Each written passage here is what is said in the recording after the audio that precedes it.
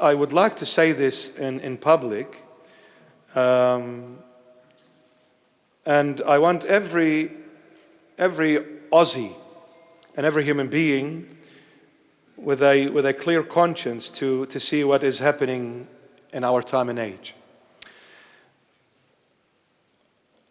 This misinformation bill,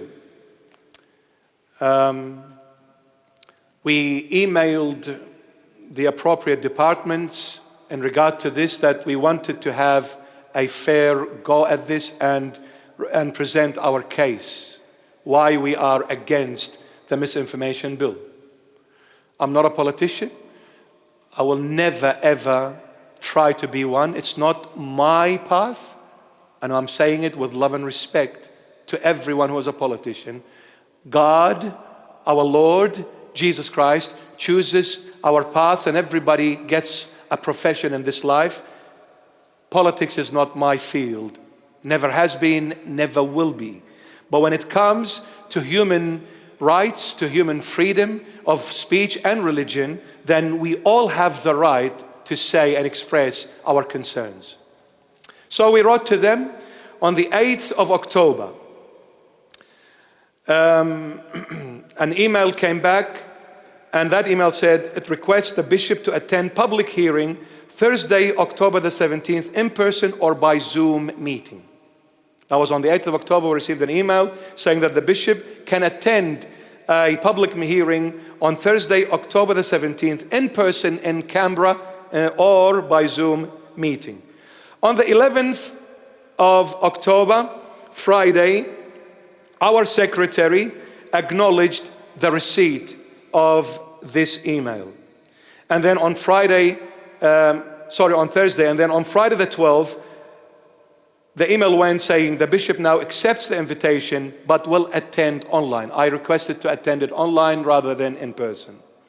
On Monday the 14th of October at 1:34 p.m., an email came from the government requesting for the bishop to attend a 10 a.m. sitting alongside with Australian Christian Lobby and the Uniting Church, because there was other groups that opposed this misinformation bill. I didn't choose who to sit with. All I said, I'm sending it. I just want you to give me a fair go.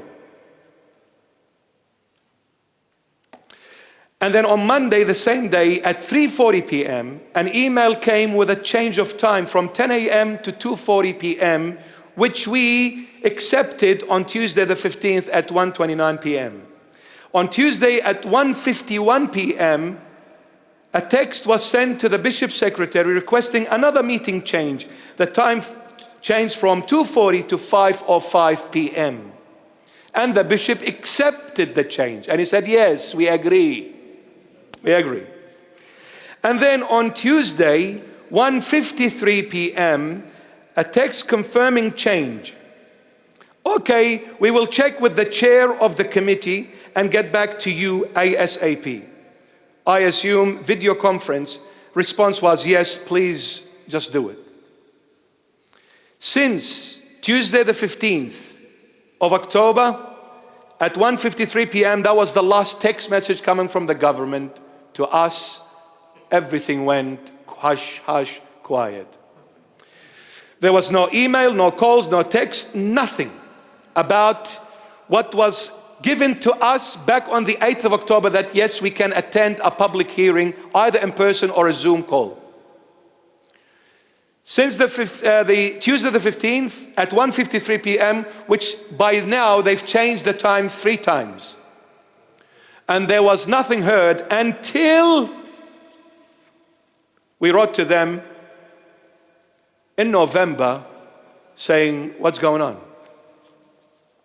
We received a reply on Tuesday, the 12th of November, 2024 at 9:54 a.m. saying, dear so-and-so, my apologies for not informing you earlier. Due to timing constraints and the level of interest in this inquiry, the committee unfortunately did not include Bishop Murray on this hearing program. The committee has, however, considered and expressed its thanks for your submission.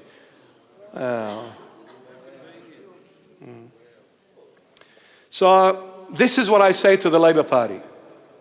Is this the way you represent this great nation of Australia?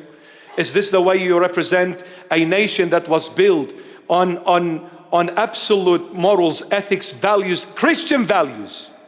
And not only that, and also at a human level, where you always fought for human rights, democracy, and freedom of speech and freedom of religion. Is this the way you treat an Australian citizen? Is it, Labour Party? I believe this is a very shameful tactic and a very shameful behavior from a government that represent a great nation called Australia and the people of Australia. Now go the Aussies. I honestly, this is an embarrassment to this government, an absolute embarrassment. Now you're telling me you speak freedom and you're talking about the misinformation bill. Wasn't this misinformation in its core? Now, as a government, if you have failed, which you have terribly in this instance, where you have failed to preserve and protect the citizens of this nation for their freedom of speech and freedom of religion, then you are not qualified to be a government. You need to step down, all of you. And I say this to the opposition leader, the Honorable Peter Dutton. What are you going to do about this as the opposition leader? Are you going to be quiet about this, or are you going to take it and fight for it till the end? Because that, for me, is absolutely an embarrassment, an absolute embarrassment. It's very embarrassing.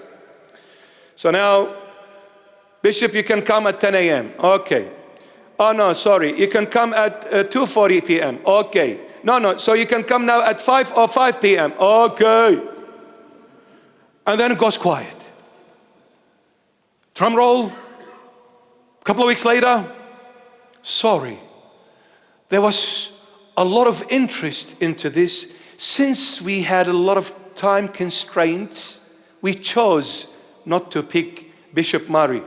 Just leave this nonsense alone. I just want to know one thing. Who are you and who gave you the authority, the permission to be the definers of what is misinformation? Can you define for me? Can you specify for me what is misinformation? And then when you categorize it in whatever categories you're putting it, who gives you the right? Who are you? Who are you to say what people say now is misinformed or disinformed? Who are you? Look, it is only God and God alone that can say what you can say or not. Even God is not restraining us for you to come as a government and say to us, we can't say it now because you fall under the misinformation bill, therefore we're going to block you. Lord, I pray from the bottom of my heart, not for anything, but for your holy name to be glorified this moment. Lord, may you show every government that is trying to impose evil agendas on the human race, may you put them to shame. May you rebuke them like you rebuked that wild ocean. May you teach them a lesson that they are nothing but a piece of dust. Enough playing God, because they are absolutely false gods. There is only one true living God who art in heaven, and his name is Jesus Christ of Nazareth. This is the only true living God. So enough of this nonsense and enough of this childish behavior from adults mature called government.